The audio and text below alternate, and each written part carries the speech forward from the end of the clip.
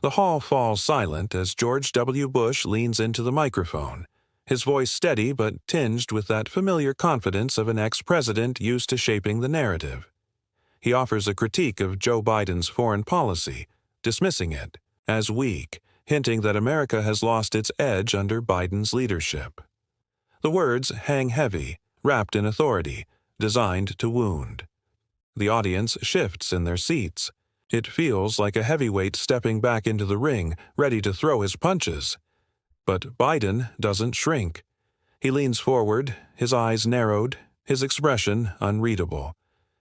There's a pause, one of those electric silences that lasts only a second but feels like eternity. And then, with the kind of sharpness honed over decades in politics, Biden fires back. His words are not loud, but they cut. He doesn't just defend his record. He flips Bush's critique, exposing the shadows of the Iraq War, the legacy of endless conflict, the price paid by families who still mourn. The crowd reacts in shock, gasps, murmurs, some clapping outright. Bush's expression falters. For a moment, the swagger of certainty gives way to hesitation. Biden's counter has not just hit, it's landed where it hurts most. The audience knows instantly. This isn't just a sparring match. It's history colliding live, and what comes next will leave one man speechless. This clash is more than a debate between two presidents. It's the collision of eras. On one side, George W. Bush, the face of America's post-9/11 politics, the man who declared wars that reshaped the world. On the other, Joe Biden, a leader who inherited those consequences and has spent his presidency trying to untangle the knots left behind. Bush frames himself as the strong, decisive commander, who acted when the nation was vulnerable.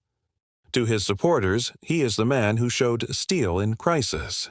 But, to millions of others, his legacy is intertwined with chaos abroad and wounds at home, wars launched on shaky premises, lives lost, trust in leadership fractured.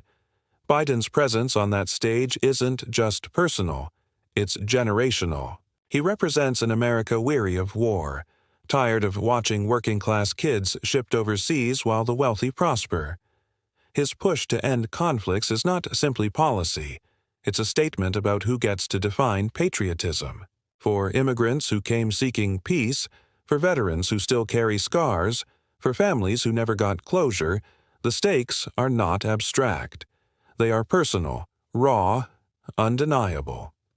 That's why this exchange matters. It's not merely rhetorical sparring. It's about whose vision of America will be remembered as truth. Will it be Bush's narrative of decisive strength, or Biden's insistence on accountability and restraint? The audience senses the gravity. The clash isn't academic. It's about identity, justice, and the kind of nation the United States chooses to be. And as the tension builds, the stage is set for a confrontation that will rewrite the story. To understand why Biden's words sting, we need to look at George W. Bush not as the elder statesman, but as the man whose choices shaped a generation. His presidency was defined by a single day, September 11, 2001. In its aftermath, Bush positioned himself as America's shield, promising safety through strength. His approval soared, his rhetoric carried weight, and the nation rallied behind him. But then came Iraq, a war sold on weapons that never appeared, fought on justifications that unraveled. Families sent sons and daughters into deserts they would never return from. Trillions spent, thousands killed, a region destabilized for decades. Bush spoke of freedom, but what many saw instead was arrogance, a willingness to bend truth for winning power, to ignore dissent in the rush to war. At home, the contradictions piled up. He called himself a unifier, yet his administration pushed policies that widened divides. He spoke of compassion, yet presided over disasters like Hurricane Katrina with a detachment that felt callous. He projected certainty, but beneath it lay mistakes that scarred America's credibility across the world. Bush's legacy is complicated, But in moments like these, it becomes fragile. His calm demeanor can't erase the memories of flag-draped coffins, the trauma of veterans, the whispers of, "We were lied to." For critics, he embodies the polished arrogance of leaders who make decisions others pay for.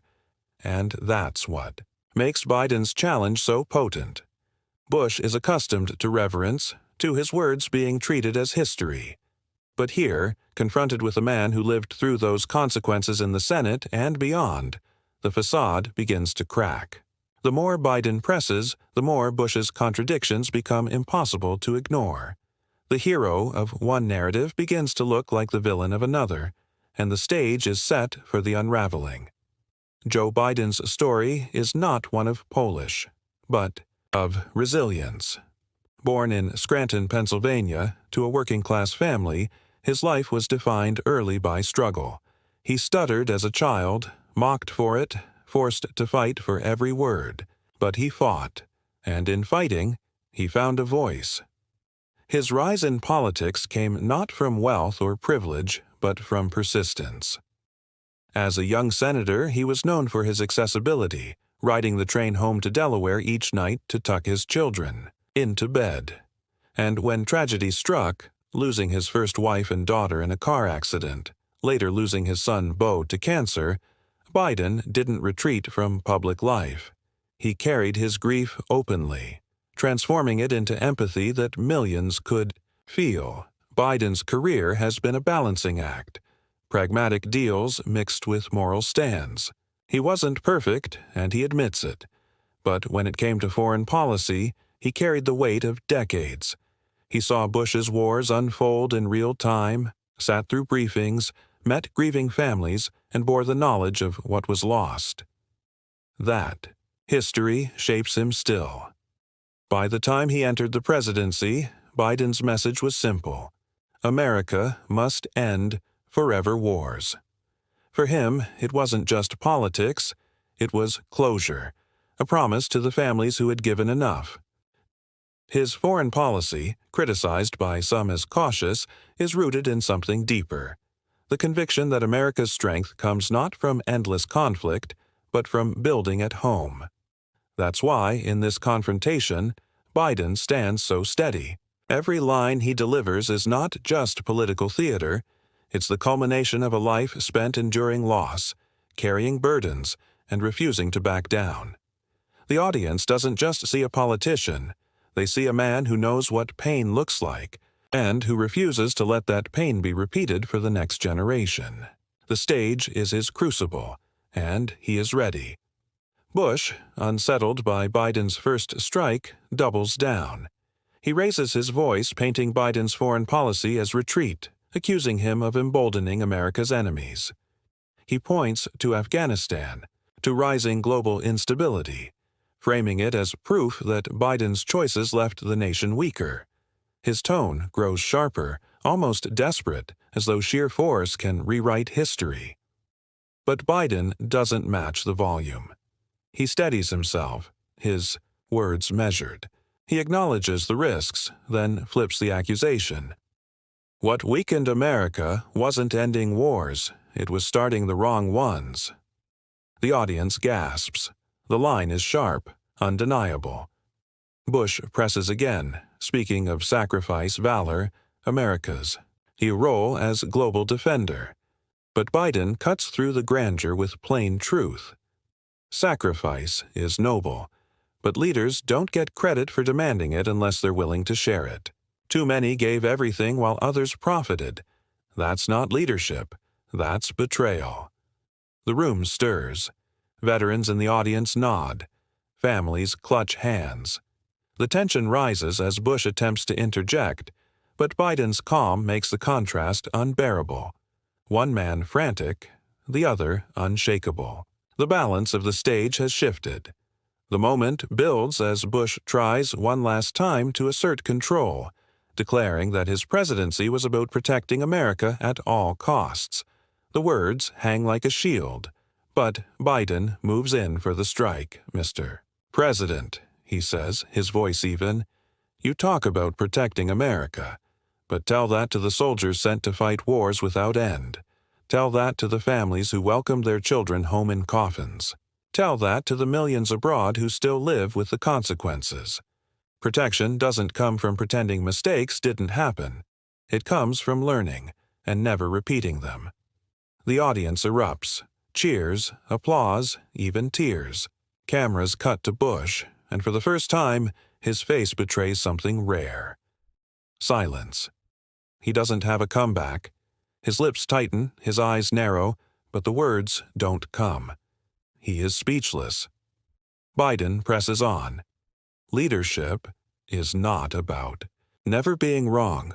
It's about being honest enough to face it, and America deserves that honesty.